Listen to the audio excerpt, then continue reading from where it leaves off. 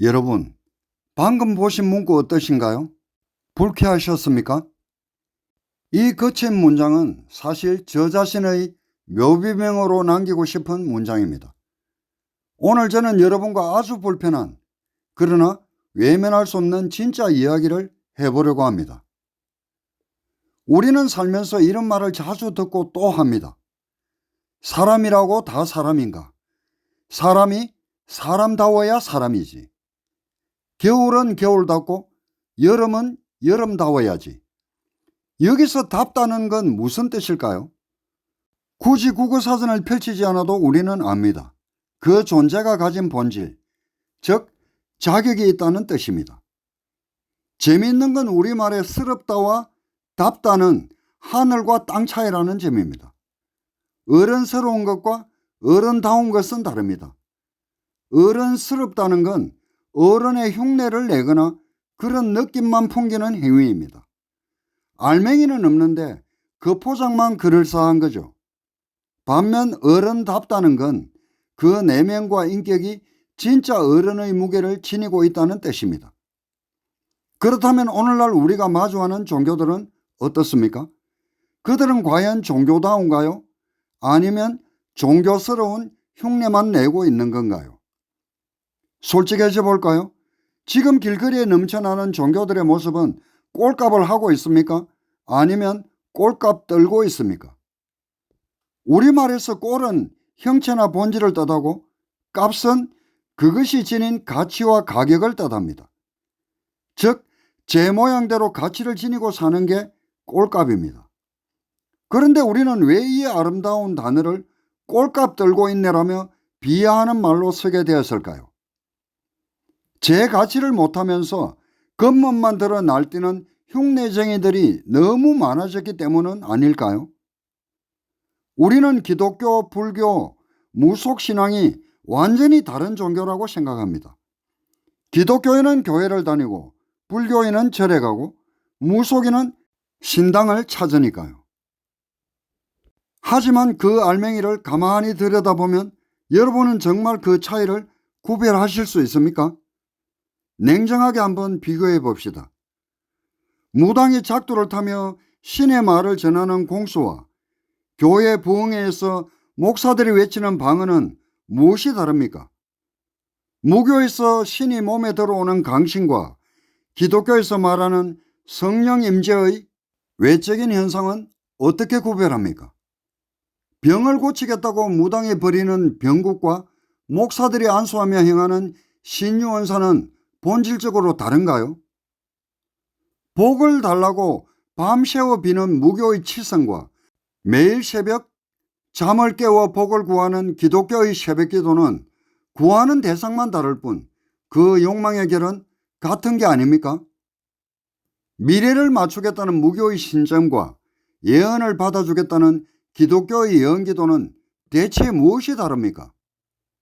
종교학을 거창하게 들먹이지 않아도 지금 한국의 기독교는 거의 무속화되어 버렸습니다. 십자가라는 간판만 걸어놓았지 복을 빌고 화를 피하려는 심보는 무속의 그것과 소름 끼치도록 닮아 있습니다. 그럼 다른 종교는 깨끗할까요? 무속신앙의 신당을 가보십시오. 사방에 불교의 탱화가 걸려있고 신당 이름은 관음정사, 약소함 같은 불교식 명칭을 씁니다. 불교의 교리는 본래 무신교에 가깝습니다. 신에게 매달리는 게 아니라 인간이 스스로 수행하고 깨우쳐서 깨달은 자가 되는 종교입니다. 그런데 온갖 잡신과 조상을 섬기는 무당이 왜 불상을 갖다 놓고 중행세를 합니까? 그렇게 불교가 좋으면 머리 깎고 출가를 해야지 왜 영적 야합을 하고 있습니까? 절가는 또 어떻습니까? 부처의 가르침을 따른다는 성녀들이 신도들의 기륭화복을 점쳐주고 액막이 부적을 써주고 삼재풀이를 해줍니다. 절마당 한 구석에는 어김없이 산신령을 모시는 산신각이나 삼성각이 버젓이 자리 잡고 있습니다. 중생들이 찾아와서 삶의 고통을 토로하면 깊은 진리의 법문을 해주는 게 아니라 조상 대우를 잘못해서 그렇다, 귀신이 붙었다라며 천도제를 권합니다. 이게 종교입니까? 아니면 영적 비즈니스입니까? 간판은 기독교, 불교, 무교로 제각각인데 문을 열고 들어가 보면 전부 기복이라는 커다란 냄비에 섞여 끓고 있는 영적 비빔밥입니다. 이것은 마치 예수께서 그토록 경고했던 사건, 소경이 소경을 인도하다가 둘 다 구덩이에 빠지는 비극과 무엇이 다릅니까? 기성교회에서는 이 지점을 절대 깊이 파고들지 않습니다. 왜냐하면 교인들의 기복신앙을 건드리는 순간 교회의 재정과 세력이 흔들리기 때문입니다. 하지만 우리는 마주해야 합니다. 성경은 진짜 꼴값에 대해서 무엇이라고 말하고 있을까요? 성경에서 예수답다, 그리스도인답다는 것의 본질을 찾기 위해 마태복음 23장에 등장하는 예수님의 가장 격렬한 분노를 분석해 보겠습니다. 예수님은 당시 가장 종교적이고 가장 거룩해 보였던 바리새인과 서기관들을 향해서 이렇게 외칩니다. 마태복음 23장 27절입니다. 화 있을진저 외식하는 서기관들과 바리새인들이여 회칠한 무덤 같으니 겉으로는 아름답게 보이나 그 안에는 죽은 사람의 뼈와 모든 더러운 것이 가득하도다. 여기서 외식으로 번역된 헬라어 원어는 히포크리테스입니다. 이 단어의 원래 뜻이 무엇인지 아십니까? 바로 가면을 쓴 배우입니다. 예수님 시대의 연극 배우들은 커다란 가면을 쓰고 무대에 올랐습니다. 슬픈 가면을 쓰면 슬픈 사람이 되고 신의 가면을 쓰면 신이 되었습니다. 예수님이 보기에 당시의 종교 지도자들은 하나님을 믿는 사람이 아니라 거룩한 종교인이라는 가면을 쓰고 연기하는 배우들이었던 겁니다. 그들은 옷을 길게 늘어뜨리고 시장 어귀에서 길게 기도하며 종교적인 흉내를 내는 스러움은 완벽했지만 그 내면의 가치인 다움은 썩어 문드러진 상태였습니다. 겉은 하얗게 칠해놓아 깨끗해 보이지만 속은 시체 썩는 냄새가 진동하는 회칠한 무덤이었던 거죠. 또 하나 찾아볼 단어가 있습니다. 신약 성경에서 자주 쓰이는 거룩이라는 말입니다.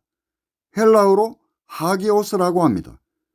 이 단어의 본질적인 뜻은 도덕적으로 깨끗하다를 넘어 구별되다, 다르다는 말입니다. 무엇과 구별된다는 뜻일까요?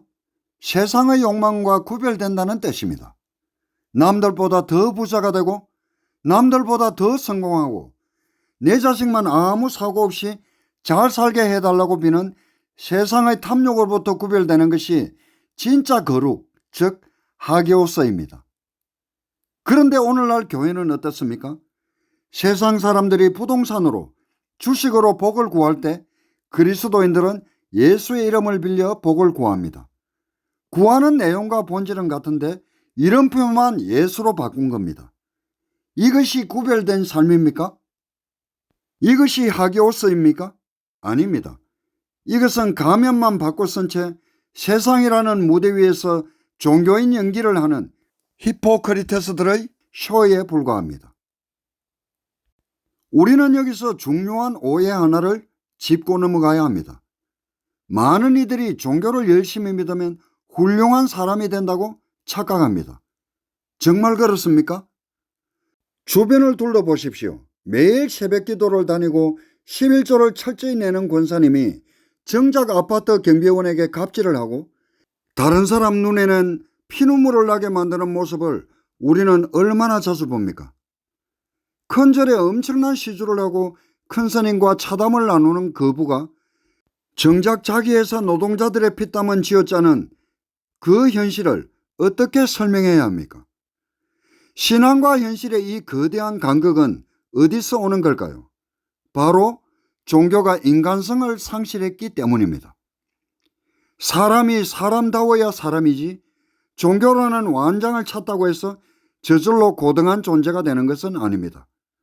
마태복음 7장 21절에서 예수께서는 뼈 때리는 경고를 날리십니다. 나더러 주여 주여 하는 자마다 다 천국에 들어갈 것이 아니요 다만 하늘에 계신 내 아버지의 뜻대로 행하는 자라야 들어가리라. 여기서 말하는 아버지의 뜻이 대단한 종교적 의식이나 교리의 암송일까요? 구약 성경 미가서 6장 8절은 인간이 해야 할 진짜 꼴값을 아주 명확하게 정의합니다.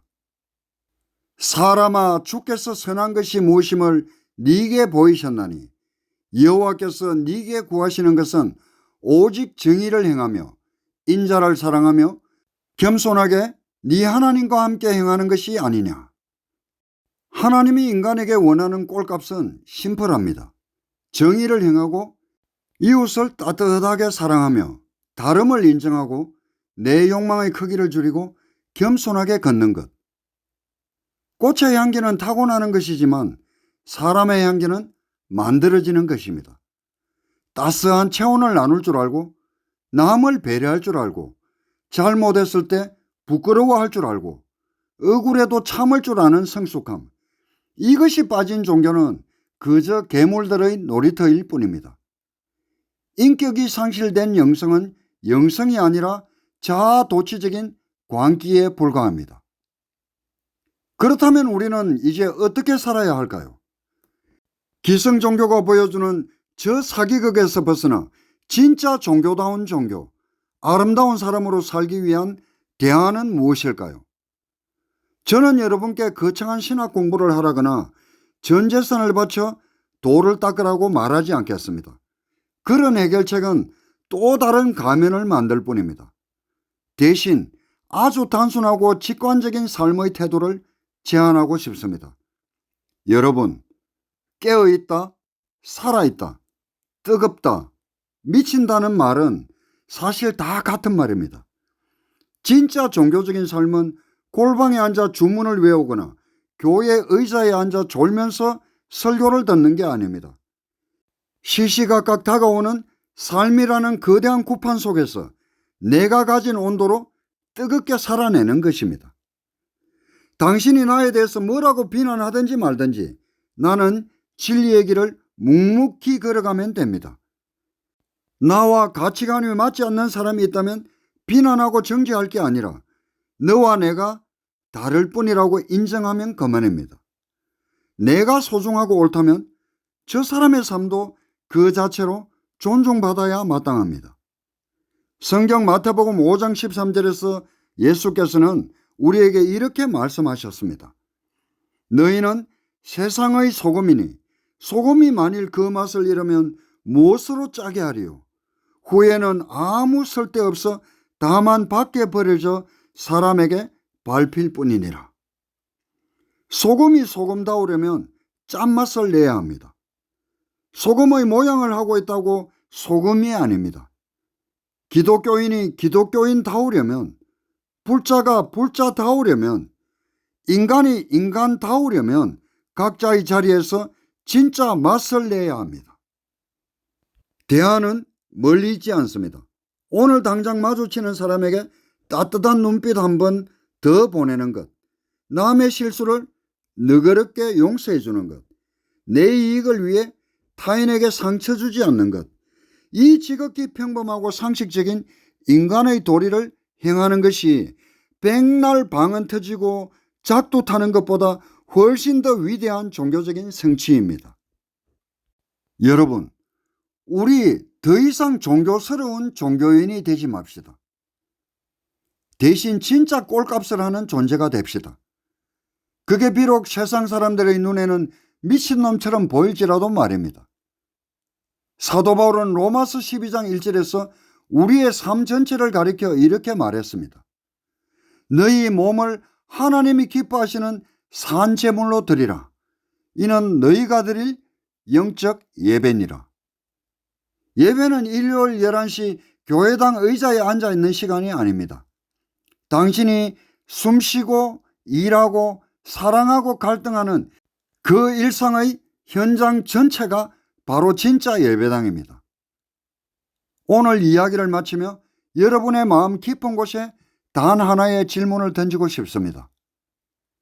지금 당신이 걸치고 있는 그 거룩한 종교의 가면을 벗겨내고 나면 가장 날 것의 당신의 모습 속에는 과연 어떤 향기가 남아 있습니까? 당신은 지금 진짜 꼴값을 하고 계십니까? 지금까지 셰프니셋이었습니다.